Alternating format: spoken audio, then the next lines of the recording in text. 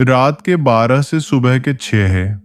बस इतनी ही ड्यूटी है। कॉफी पीते रहना, मोबाइल चलाते रहना और सीसीटीवी स्क्रीन पर नजर रखना। क्या मुश्किल है भाई इसमें। ये आखिरी वाक्य था जो मैंने अपने दोस्त अंकित से कहा था जब उसने मुझे फन फैक्ट्री आर्केड के नाइट शिफ्ट सिक्योरिटी गार्ड की नौकरी दिलवाई थी। मेरा नाम अविरल है, 22 साल का, कॉलेज ड्रॉप आउट। घर की आर्थिक हालत ठीक नहीं थी और इस नौकरी से महीने के 15,000 मिल जाते थे। बस रात भर कुर्सी पर बैठे रहना था। मैंने हाँ कर दी। पहली रात की ड्यूटी थी। शाम के 6 बजे मैं फन फैक्ट्री आर्केड के सामने खड़ा था। यह शहर के पुराने इलाके में एक बड़ी 2 मंजिला इमारत थी। बाहर से यह जर्जर लग रही थी।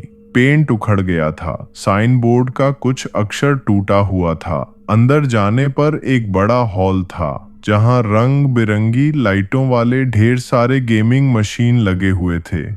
Driving simulator, dance revolution, shooting games और क्रेन मशीनें। लेकिन इन सब के बीच में हॉल के सबसे अंदरूनी कोने में एक अलग सेक्शन था। उस पर एक बोर्ड लटका था, फ्रेडी फाज़बियर की पिज्जा पार्टी। उसके नीचे 3 बड़े एनिमेट्रॉनिक कैरेक्टर अपने स्टेज पर खड़े थे। एक भूरे रंग का भालू फ्रेडी फाज़बियर, एक नीला खरगोश बॉनी और एक पीली मुर्गी चीका। वो आकार में एक आदमी जितने बड़े थे। उनकी आंखें गहरी, काली और स्थिर थीं। उनके मुंह थोड़े खुले थे, जैसे हमेशा के लिए एक अजीब सी मुस्कान में जम गए हों। उनके फर पर धूल जमी थी और कहीं कहीं से फाइबर निकला हुआ था। वो सेक्शन बाकी आर्केड से ज्यादा फीका और उदास लग रहा था, जैसे किसी ने उसे जानबूझकर भुला दिया हो। दिन के सिक्योरिटी गार्ड राजू भैया ने मुझे हाथ में एक मोटा रजिस्टर और एक चाबी का गुच्छा थमाया। ये रहा कंट्रोल रूम, बस अंदर बैठ जाना। सीसीटीवी यहीं लगी है। बाकी रात को अगर कुछ आवाज आए तो नजरअंदाज कर देना। कैसी आवाजें? मैंने पूछा। अरे पुरानी इमारत है, चूहे दौड़ते हैं, पाइपों में आवाज आती है। कुछ नहीं, बस ध्यान मत देना। और सबसे जरूरी बात, राजू भैया ने गंभीर होकर कहा, फ्रेडी वाले सेक्शन में मत जाना। रात भर वहां का दरवाजा बंद रखना। क्यों? वो मशीनें पुरानी हैं, कभी कभी खराब हो जाती हैं, रात को अपने आप चलने लगती हैं।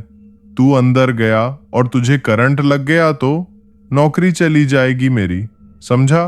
बस कंट्रोल रूम में बैठे रहना। मैंने हाँ में सिर हिला दिया। कंट्रोल रूम एक छोटा सा कमरा था जिसकी एक दीवार पर 9 सीसीटीवी के मॉनिटर लगे थे। हर कोने का नज़ारा दिख रहा था। मैंने कुर्सी संभाली। रात के 12 बजे थे।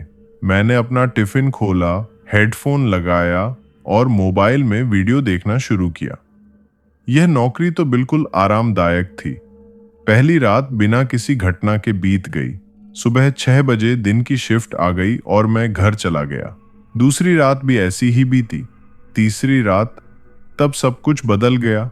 तीसरी रात मैं थोड़ा बोर हो रहा था। मोबाइल की बैटरी खत्म हो गई थी। मैंने सीसीटीवी मॉनिटर पर नजर दौड़ाई। सब कुछ स्थिर था। तभी मैंने मॉनिटर नंबर 7 पर कुछ देखा। वह कैमरा फ्रेडी के सेक्शन के ठीक सामने लगा था। स्क्रीन पर फ्रेडी फाज़बियर का एनिमेट्रॉनिक। उसकी सिर थोड़ी सी दाईं तरफ घूमी हुई थी। पिछली रातों में मैंने देखा था वो सीधे सामने की तरफ देख रहा था। शायद दिन की शिफ्ट में किसी ने छेड़छाड़ की होगी, मैंने सोचा। रात के 2 बजे थे। अचानक मैंने एक आवाज सुनी, कर्क कर्क, जैसे कोई पुरानी जंग लगी मशीन के पुर्जे घूम रहे हों।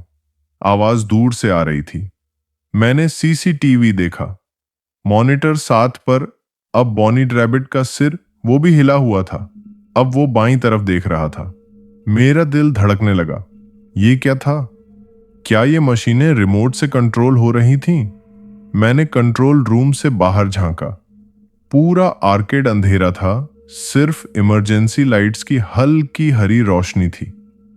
फ्रेडी का सेक्शन और भी गहरे अंधेरे में डूबा हुआ था। मैं वापस कुर्सी पर बैठ गया। सीसीटीवी पर नजर गड़ाए रखी। अगले 15 मिनट तक कुछ नहीं हुआ। फिर मॉनिटर 8 पर, जो कि आर्केड के मेन हॉल का विस्तृत दृश्य दिखा रहा था, एक परछाई दिखी। हॉल के बीचों बीच, लंबी, विकृत, जैसे कोई खड़ा हो। वो सिर्फ 2 सेकंड दिखी और गायब हो गई। यह तो बस लाइट और शैडो का खेल होगा, मैंने खुद को समझाया, लेकिन मेरे हाथ पसीने से भीग गए थे। रात के 3 बजे तभी एक और आवाज, बहुत साफ, टिंग टिंग टिंग, जैसे कोई क्रेन मशीन के सिक्के डाल रहा हो। मैं चौंक कर उठ बैठा। क्रेन मशीनें तो बिल्कुल दूसरी तरफ थीं। सीसीटीवी पर देखा, वो सब बंद पड़ी थीं। फिर आवाज कहां से आ रही थी? आवाज फिर आई, इस बार और करीब से, टिंग टिंग, और फिर एक मैकेनिकल, बच्चे जैसी हंसी, ही। यह आवाज सीधे मेरे कानों में आई, जैसे कोई मेरे कंट्रोल रूम के दरवाजे के बाहर खड़ा होकर हंस रहा हो। मैंने दरवाजा खोला। कॉरिडोर खाली था, लेकिन हवा अचानक बहुत ठंडी हो गई थी। ऐसा लगा जैसे मैं किसी बर्फ के घर में खड़ा हूं। मैंने दरवाजा बंद किया और ताला लगा दिया। अब मैं पूरी तरह डर चुका था। मैंने सीसीटीवी पर फ्रेडी के सेक्शन को देखा, और वहां मैंने जो देखा उससे मेरी रूह कांप उठी। तीनों एनिमेट्रॉनिक, फ्रेडी, बॉनी और चीका, अब सीधे सीसीटीवी कैमरे की तरफ देख रहे थे, जैसे वो जानते हों कि मैं उन्हें देख रहा हूं। और फ्रेडी के हाथ, जो हमेशा माइक्रोफोन पकड़े रहता था, वो अब खाली था। माइक्रोफोन जमीन पर पड़ा था। चौथी रात मैं नौकरी छोड़ने का मन बना चुका था, लेकिन पैसों की जरूरत थी। मैंने अंकित से बात की। भाई, वो आर्केड, उसमें कुछ तो है। आवाजें आती हैं, मशीनें अपने आप हिलती हैं। अंकित फोन पर चुप रहा, फिर बोला, सुन अविरल, एक बात बताता हूं, लेकिन तू किसी से मत कहना। मेरे चाचा उस आर्केड के पुराने मैनेजर थे। क्या हुआ था? वो आर्केड 1990 में खुला था। तब यह शहर का सबसे बड़ा अट्रैक्शन था। फ्रेडी फाज़बेयर का सेक्शन सबसे पॉपुलर था। बच्चे उसके गाने सुनने और केक काटने आते थे। लेकिन 1995 में एक हादसा हुआ। मेरी सांसें रुक गईं। कैसा हादसा? एक बर्थडे पार्टी थी, 5 बच्चे। उनके माता पिता बाहर वेटिंग एरिया में बैठे थे। अचानक बिजली चली गई, जनरेटर भी फेल हो गया। अंदर अंधेरा छा गया। बच्चे चीखने लगे। जब लाइट वापस आई तो 3 बच्चे गायब थे। क्या? गायब? हाँ, फ्रेडी के सेक्शन से उनका कुछ पता नहीं चला। पुलिस ने पूरी इमारत छान मारी, मशीनें तोड़ी, फर्श उखाड़े, कुछ नहीं मिला। वो 3 बच्चे जैसे धरती में समा गए। मेरे शरीर में सिहरन दौड़ गई। और फिर आर्केड बंद हो गया, कई सालों तक। फिर नए मालिक ने इसे दोबारा खोला, लेकिन फ्रेडी वाला सेक्शन बंद रखा, बस सजावट के लिए रखा है। लेकिन लोग कहते हैं उन बच्चों की आत्माएं वो उन मशीनों में फंस गईं और रात को वो मशीनों के जरिए घूमती हैं। ये सब कहानियां हैं अंकित, शायद, लेकिन मेरे चाचा कहते थे जिस रात वो बच्चे गायब हुए, उससे पहले फ्रेडी के एनिमेट्रॉनिक ने एक अजीब सी आवाज निकाली थी। वो बोला था, हैप्पी बर्थडे फॉरएवर। फोन काटने के बाद मैं डरा हुआ था, लेकिन एक अजीब सी जिज्ञासा भी थी। उस शाम जब मैं ड्यूटी पर पहुंचा तो राजू भैया से पूछा, भैया सच बताओ, यहां कभी कोई हादसा हुआ था? बच्चे गायब हुए थे? राजू भैया का चेहरा एकदम सफेद पड़ गया। किसने बताया तुझे? चुप रहना ऐसी बातें, बस तू रात को काम कर और चुपचाप चला जा। ये बातें यहीं दफन हैं। लेकिन उसकी प्रतिक्रिया ने मेरे डर की पुष्टि कर दी। यह सच था। उस रात मैंने सीसीटीवी पर और गौर से देखा। फ्रेडी के सेक्शन के पीछे एक बंद दरवाजा था। उस पर लिखा था, स्टोर रूम नो एंट्री। क्या उस दरवाजे के पीछे कोई राज था? रात के 1 बजे मैंने एक फैसला किया।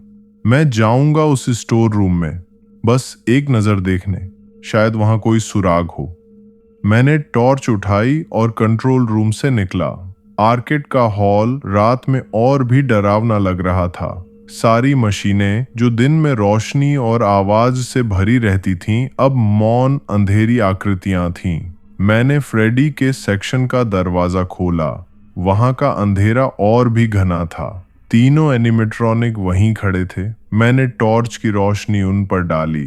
फ्रेडी की काली आंखें, उनमें चमक थी, जैसे वो जीवित हों।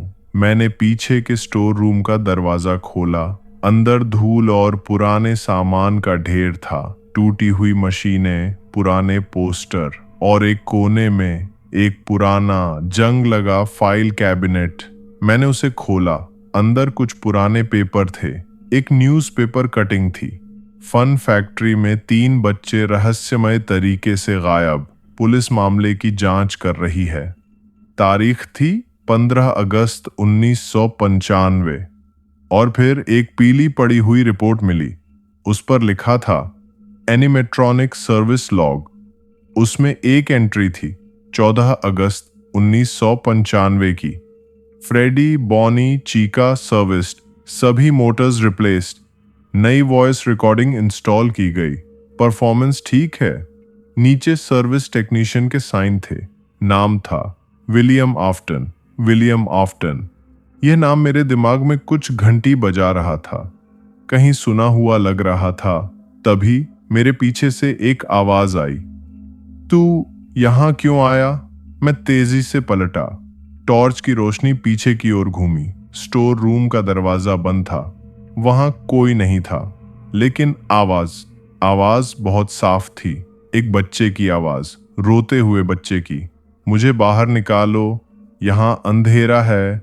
आवाज दीवारों से आ रही थी, या शायद वेंटिलेशन पाइप से। मेरे हाथ कांपने लगे। मैंने फाइल वापस रखी और स्टोर रूम से बाहर आया। फ्रेडी का सेक्शन अब और भी डरावना लग रहा था। मैंने टॉर्च की रोशनी फ्रेडी पर डाली और तब मैंने देखा फ्रेडी की आंखों से एक काले रंग का गाढ़ा तरल पदार्थ टपक रहा था, जैसे तेल या खून। वो धीरे धीरे उसके गाल पर बह रहा था। मैं चीखना चाहता था, लेकिन आवाज गले में ही अटक गई। मैंने पीछे हटना शुरू किया। तभी एक और आवाज, मैकेनिकल पर टूटी फूटी, प्ले विथ अस। यह आवाज बॉनी रैबिट से आ रही थी। उसका जबड़ा हिल रहा था। मैंने दौड़ना शुरू किया। सेक्शन से बाहर निकला, हॉल में भागा। मेरे पीछे मशीनों के हिलने की आवाजें आने लगीं। कर्क कर्क, थट थट। मैं कंट्रोल रूम में घुसा और दरवाजा अंदर से बंद कर दिया। सांसें तेज चल रही थीं। मैंने सीसीटीवी देखा। मॉनिटर 7 पर फ्रेडी, बॉनी और चीका। वो अब अपने स्टेज पर नहीं थे। उनकी जगह खाली थी। मेरा दिल एक जोरदार धड़ाका करने लगा। वो कहाँ गए? मैंने बाकी कैमरे देखे। मॉनिटर 2 पर, जो मेन एंट्रेंस दिखा रहा था, वहां चीका खड़ी थी। वो सीधे कैमरे की तरफ देख रही थी और उसके हाथ में एक मेटल नुकीला सा औजार था।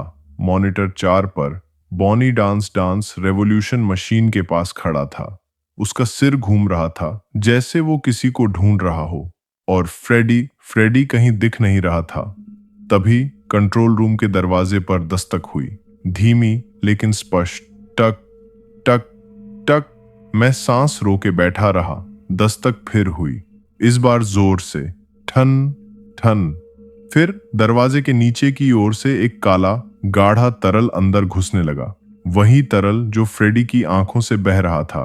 उसकी गंध मीठी और सड़ी हुई थी, जैसे पुराना केक और सड़ा हुआ मांस। मैंने मोबाइल उठाया। नेटवर्क नहीं था। मैंने 112 डायल किया। कोई जवाब नहीं। Line dead. दरवाजे पर दस्तक फिर हुई और फिर एक आवाज, एक बच्चे की रोती हुई आवाज, लेकिन उसमें एक मैकेनिकल गूंज थी। खोलो दरवाजा, हम तुमसे खेलना चाहते हैं।